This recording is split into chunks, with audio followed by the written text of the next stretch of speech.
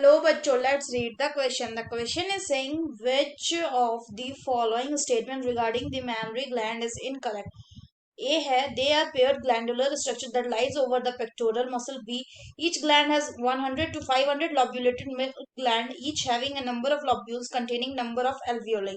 C, the cells of alveoli secrete milk which is stored in the cavity of the alveoli. D, each milk gland or lobules has lactiferous duct that drain into the opening in the nipple. तो आइए देखते हैं हम इसका की concept. तो अगर हम बात करें इसके की कंसेप्ट की, तो इसका की कंसेप्ट हो जाएगा क्या?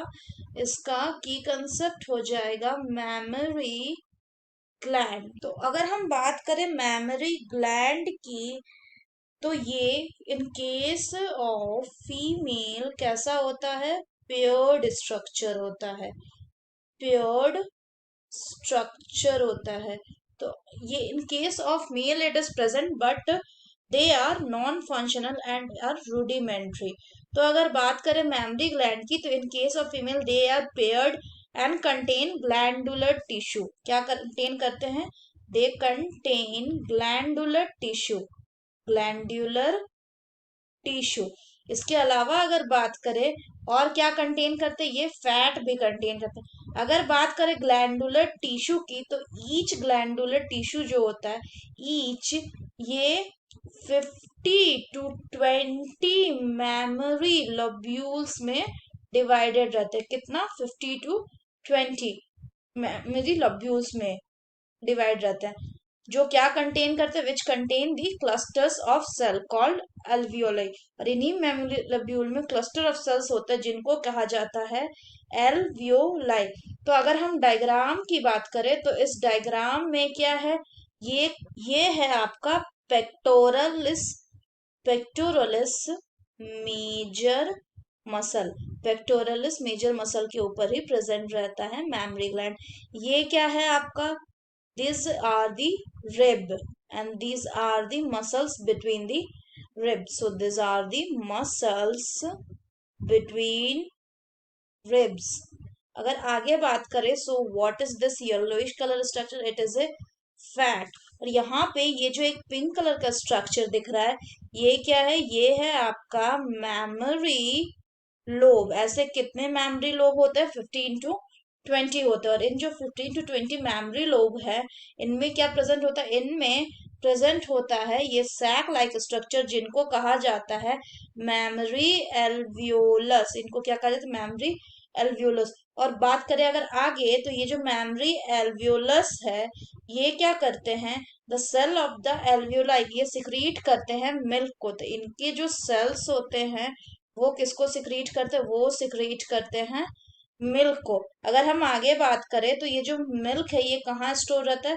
ये स्टोर रहता है इन एल्वियोलाई के ल्यूमन में. ये जो एल्वियोलस होता है, इनके ल्यूमन में वो मिल्क स्टोर रहता है.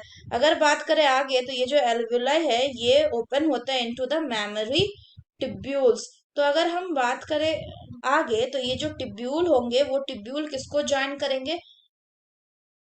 तो हर एक लोब का जो टिब्यूल है वो ज्वाइन करके बना देता है मैमरी डक्ट.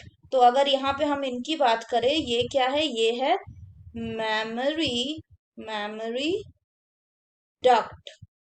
और आगे बात करें, तो ये जो सेवरल मैमरी डक्ट है ये ज्वाइन करके किस में खुलता है?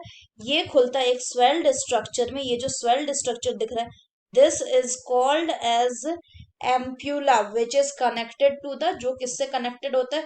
जो कनेक्टेड होता है आपका लास्ट वाले में लैक्टिफेरस डक्ट से. लैक्टिफेरस डक्ट से ये कनेक्ट होता है. तो अगर हम बात करें, इसमें हमसे इनकरेक्ट ऑप्शन पूछा गया है. तो पहला ऑप्शन बोल रहा है कि पेयर्ड ग्लैंडुलर स्ट्रक्चर होता है लाई ओवर द पेक्टोरल मसल्स. तो ये बिल्कुल सही है. हमने देखा कि ये पेक्टोरलिस मेजर मसल में के ऊपर ही लाई करता है और ग्लैंडुलर स्ट्रक्चर होती है. सही है. दूसरा बोल रहा है हर एक ग्लैंड में 100 to 500 लॉब्यूलेटेड मिल्क ग्लैंड होते. तो ये गलत है, क्योंकि कितने होते हैं मैमरी लोब्यूल्स? अगर बात करें तो 15 to 20 मैमरी लोब्यूल्स होते हैं. तीसरा बोल रहा है सेल्स ऑफ द एल्वियोलाई जो है वो मिल्क को सिक्रीट करता है, जो कि एल्वियोलाई की कैविटी में स्टोर रहता है. तो ये भी सही है, हमने देखा. चौथा बोल रहा है इच मिल्क ग्लैंड और लोब्यूल में has lactiferous duct that drain into the openings in the nipples. तो हमने देखा कि nipples के opening में drain करने वाले जो duct है उनको क्या कहते हैं, उनको कहते हैं हम lactiferous duct. तो ये भी सही है. तो incorrect option कौन सा हो जाएगा?